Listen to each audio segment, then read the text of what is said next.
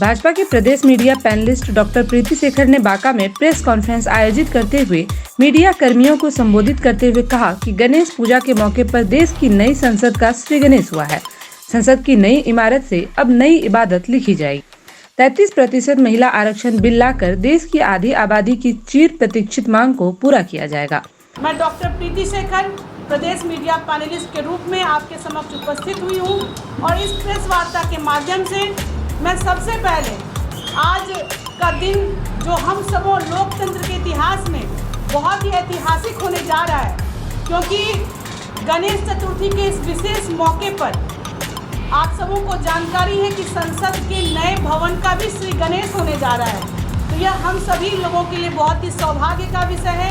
आज का विषय सौभाग्य का इसलिए भी है कि एक महिला होने के नाते और देश की जो आधी आबादी की जो बहुत लंबे समय से जो मांग चलती आ रही थी कि देश की संसद में विधानसभाओं में महिलाओं का प्रतिनिधित्व 33% तक होना चाहिए। अब उस मांग पर हमारे देश की संसद आदरणीय नरेंद्र मोदी जी के नेतृत्व में उस आरक्षण विधेयक पर मंजूरी देने जा रही है। इसका हम सभी लोग बहुत बहुत स्वागत करते हैं, अभिनंदन करते हैं। डॉक्टर प्रीति ने कहा कि प्रधानमंत्री जन आरोग्य आयुष्मान भारत योजना के तहत 100% लाभुकों का आयुष्मान गोल्डन कार्ड बनाकर उन्हें स्वास्थ्य सुविधाएं पहुंचाने का लक्ष्य केंद्र सरकार ने निर्धारित किया है। 2018 में इस योजना की शुरुआत के बावजूद यह योजना बिहार में राज्य सरकार की अनदेखी के कारण करा रही है और अब तक राज्य में मात्र 13% लोगों का ही गोल्डन कार्ड बन पाया है। बिहार में गोल्डन कार्ड बनाने की धीमी रफ्तार का अंदाजा इसी से लगाया जा सकता है कि 5,55,62,406 लक्ष्य के विरुद्ध मात्र 76,85,552 लोगों का ही अब तक गोल्डन कार्ड बन पाया है। वहीं बांका जिला की स्थिति तो और बदतर है। केंद्र की सरकार की दूरगामी सोच का ही परिणाम है कि हम लोग आयुष्मान भारत योजना जो प्रधानमंत्री जन आरोग्य योजना के नाम से जाना जाता है, उस योजना का 100% लाभ हमारे देश की जनता को मिले, इसके लिए हमारी सरकार भी प्रतिबद्ध है। और पूरे देश में केंद्र सरकार स्वास्थ्य मंत्रालय द्वारा सभी सम्मानित जिला पदाधिकारियों को जिलाधिकारियों के माध्यम से जिला स्तर, प्रखंड स्तर और गांव पंचायत स्तर तक हर एक जो हेल्थ एंड वेलनेस सेंटर है वहां पर एक शिविर के माध्यम से आयुष्मान गोल्डन कार्ड बनाने की योजना का शुभारंभ इस सेवा पखवाड़ा के माध्यम से किया जा रहा है। हमें आप सबों को बताते हुए बहुत ही खुशी हो रही है कि जो योजना पहले बहुत पेचीदा जिसमें लगता था कि लोग जाते थे CSC सेंटर में जाकर अपना कार्ड बनवाते थे या जिनको जानकारी का अभाव होता था वो अब इस योजना का लाभ नहीं ले पाते थे, लेकिन अब हमारी केंद्र सरकार ने इसको इतना सरल कर दिया है कि आप घर बैठे अपनी पात्रता जान सकते हैं। आप घर बैठे अपने एंड्रॉयड फ़ोन से अपना आयुष्मान गोल्डन कार्ड भी बनवा सकते हैं। बहुत ही दुर्भाग्य का विषय है कि इस पूरी योजना को धरातल पर उतारने के लिए हमारी बिहार की सरकार बहुत ही लचर रही है और यहाँ पर यह योजना जो है पूरे बिहार में इतनी कराह रही है कि जो लक्ष्य था पूरे बिहार का उसमें मात्र 2018 में इस योजना की शुरुआत हुई, लेकिन अभी तक मात्र 13% लोगों तक ही योजना का लाभ मिल पाया है बिहार में। हम पूछना चाहते हैं, क्या बिहार में लोग ज़रूरतमंद नहीं हैं? क्या बिहार की सरकार सिर्फ इसलिए कि यह योजना केंद्र सरकार की है, सिर्फ इसलिए कि यह क्रेडिट केंद्र सरकार को प्रधानमंत्री जी को नहीं मिल जाए, क्या सिर्फ इसलिए आप इस योजना को धरातल पर नहीं उतार रहे हैं? लेकिन आपके चाहे मंसूबे जितने भी खराब हों, हमारे प्रधानमंत्री जी की सोच बहुत अच्छी है और इस बार नई संसद की नई इमारत से नई इबादत लिखने का वो काम करेंगे और जो योजना वो चला रहे हैं उसको मूर्त रूप पर धरातल में ऊपर उतारने का कार्य करेंगे। मित्रों, जो बांका की स्थिति की जब हम बात करते हैं तो बांका में यहाँ पर अभी तक जो लक्ष्य था वो 10,74,647 लाभुकों का आयुष्मान गोल्डन कार्ड बनना था, लेकिन दुर्भाग्य देखिए कि बांका में भी मात्र 13.97% यानी कि अब तक लगभग 1,50,132 लोगों का ही आयुष्मान कार्ड बन पाया है। तो आप परिस्थिति समझिए कि एक तरफ लोग स्वास्थ्य सुविधाओं से वंचित हो रहे हैं, दूसरी तरफ इतनी बड़ी जन कल्याणकारी योजना है, सरकार मुफ्त में 5 लाख तक का हर एक परिवार के हर एक सदस्य को इस योजना का लाभ दिलाने जा रही है, लेकिन राज्य सरकार कितनी सुस्त है। आप इस आंकड़ों से आप इसकी वो जो सरकार की नीति है उसका आप आकलन कर सकते हैं कि वो हमारे बिहार प्रदेश की जनता के प्रति कितनी चिंतित है हमारी सरकार।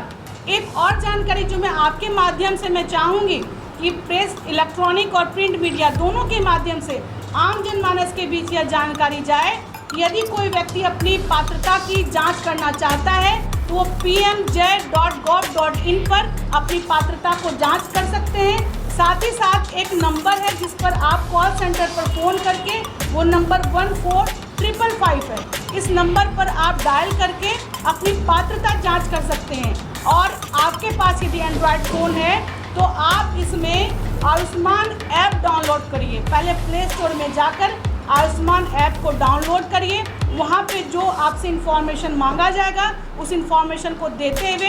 आप इसके माध्यम से घर बैठे स्वयं, यानी कि यदि हमारी पात्रता है तो हम स्वयं अपना आयुष्मान कार्ड, गोल्डन कार्ड हम बना सकते हैं और हम अपने फ़ोन से हम 10 लोगों का भी बना सकते हैं। तो हम तो चाहेंगे कि पार्टी के हर एक नेता, हर एक कार्यकर्ता अपने माध्यम से भी लोगों के बीच जाकर जो ऐसी पात्रता रखते हों उनका गोल्डन कार्ड बनाने का कार्य करें, और यही हमारे आदरणीय प्रधानमंत्री मोदी जी का भी लक्ष्य है। वहीं दूसरी तरफ डॉक्टर प्रीति ने केंद्र सरकार द्वारा नए संसद भवन के पटल पर 35% महिला आरक्षण बिल विधेयक को लाने पर देश के प्रधानमंत्री नरेंद्र मोदी जी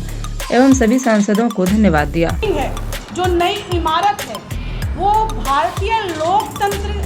रूपी इमारत में भी एक नई नींव डालने का कार्य करने जा रहा है, क्योंकि हम सभी लोग एक भारतीय नारी के नाते इस लोकतंत्र में अपनी भागीदारी जिस प्रकार से हम लोग सुनिश्चित करते आ रहे हैं। हमारी बहन निक्की दी भी यहाँ पर बैठी हैं, सैकड़ों हजारों कार्यकर्ता जो हमारे बांका जिला में भी है महिला, पूरे देश में यह भले ही विडम्बना है कि आप पूरे देश के अलग अलग विधानसभाओं में भी आज तक 14% से ज़्यादा महिलाओं का प्रतिनिधित्व नहीं हो पाया है, लेकिन आज वो ऐतिहासिक दिन आने जा रहा है कि कल के कैबिनेट मीटिंग में महिलाओं के लिए 33% आरक्षण का जो विधेयक है उसको कैबिनेट ने पास कर दिया है। और अब समय आ गया है कि देश की नई संसद नई इतिहास को गढ़ने जा रहा है और महिला आरक्षण बिल पास होने जा रहा है। इसकी मैं आप सभी लोगों को बहुत बहुत बधाई भी देती हूँ। और मैं महिला होने के नाते भारतीय जनता पार्टी की तरफ से मैं खासकर जो इंडी अलायंस है, INDIA अलायंस के जो घटक दल, बिहार में जो राष्ट्रीय जनता दल है, जो सपा जैसी जो पार्टियां हैं, आपको याद होगा ये 27 वर्षों का ये लंबा सफ़र है। या आज हम इस मांग को पूरी नहीं हमारी संसद करने जा रही है, 27 वर्षों से इस मांग को विभिन्न पटलों पर रखा गया, राज्यसभा में UPA सरकार ने लाया था। लेकिन आपको मैं बताना चाहती हूँ कि यही राजद राष्ट्रीय जनता दल पार्टी है जिन्होंने महिला आरक्षण का विरोध किया था। तो मैं उनको कहना चाहती हूँ कि अगली बार आप जब इस विधेयक के संसद में पारित होने के बाद जब आप चुनावी मैदान में जब होंगे तो बिहार की महिलाएं राष्ट्रीय जनता दल को धूल चटाने का कार्य करेगी। उनको किसी कीमत पर महिलाओं का वोट नहीं मिल सकता, क्योंकि उन्होंने महिला आरक्षण का विरोध किया था। बिहार सरकार की पूर्व मुख्यमंत्री श्रीमती राबड़ी देवी द्वारा बनिया समाज को लगातार गाली देने व हाल ही में बनिया को तेल में पानी मिलाकर बेचने वाले बयान पर डॉक्टर प्रीति शेखर ने तीखी प्रतिक्रिया व्यक्त करते हुए कहा कि राबड़ी देवी ने, हमारे बिहार प्रदेश की पूर्व मुख्यमंत्री महोदया राबड़ी जी ने जिस प्रकार से हमारे वैश्य समाज को गाली देने का कार्य किया है, जिस प्रकार से उन्होंने कहा है कि वैश्य समाज बनिया वर्ग तो तेल में पानी मिलाने का कार्य करते हैं, तो मैं उन्हें चेताना चाहती हूँ और मैं उन्हें कहना चाहती हूँ कि राबड़ी देवी, मोहतरमा राबड़ी मैडम, आप जिस वैश्य को गाली दे रहे हैं उसी वैश्य समाज की बुनियाद पे आज देश की पूरी अर्थव्यवस्था टिकी है। मोहतरमा राबड़ी देवी जी, आपने हमेशा और आपकी पार्टी ने सदैव से व्यापारी वर्ग को लूटने का, खसोटने का उनको त्रस्त करने का कार्य किया है। आपने हमेशा अब फिरौती के लिए उन वर्गों के अपहरण का करने का कार्य किया है, और वो दिन भी हम बिहार की जनता नहीं भूली है कि किस प्रकार से आपकी बेटी की शादी में पटना के बहुत बड़े बड़े जो शोरूम से किस प्रकार से नई नई गाड़ियां निकाल कर आपने अपने व्यक्तिगत स्वार्थ के लिए लोगों को आपने ठगने का काम किया। यह भी इस प्रदेश की जनता भूली नहीं है। इसलिए आप चेत जाइए, आने वाले चुनाव में आपने जैसा नारा दिया है कि बनिया वर्ग तेल में पानी मिलाते हैं, मैं आपको कहती हूँ कि आपको बनिया वर्ग आपको पानी पानी कर देंगे, और यह मैं आपको दावे के साथ कहती हूँ। इसलिए आप चेत जाइए। भाजपा प्रदेश मीडिया पैनलिस्ट डॉक्टर प्रीति शेखर ने कहा कि आने वाले चुनाव में उदयनिधि स्टालिन, प्रियांक खड़गे और चंद्रशेखर यादव के बयान इंडी अलायंस के लिए पोटेशियम साइनाइड साबित होंगे। इस प्रकार से देश में उदयनिधि स्टालिन जो कि तमिलनाडु के मुख्यमंत्री के बेटे हैं, और दूसरी तरफ कांग्रेस के राष्ट्रीय अध्यक्ष खड़गे जी के जो बेटे सुपुत्र हैं, उनकी बात कर लूं तो तीसरी तरफ बिहार में इंडी अलायंस के राजद के शिक्षा मंत्री, गर्व होना चाहिए कि शिक्षा मंत्री वो हैं, लेकिन मुझे तो लगता है कि उनको शिक्षा का स्व भी नहीं आता है। वो जिस प्रकार से लगातार इन लोगों के द्वारा हमारी सनातन संस्कृति पर प्रहार होता रहा है, और जिस प्रकार से उन्होंने हमारी संस्कृति को, हमारी सनातन को पोटेशियम साइनाइड कहा है, मैं दावे के साथ कहती हूँ कि इंडी अलायंस के सभी लोग आप कान खोल के सुन लीजिए। आपके यही बयान आने वाले लोकसभा चुनाव में आपके लिए पोटेशियम साइनाइड बनने का कार्य करेंगे, और आपको जड़ से समूल रूप से आपका नाश करने के लिए और ये आपका कार्य करेंगे।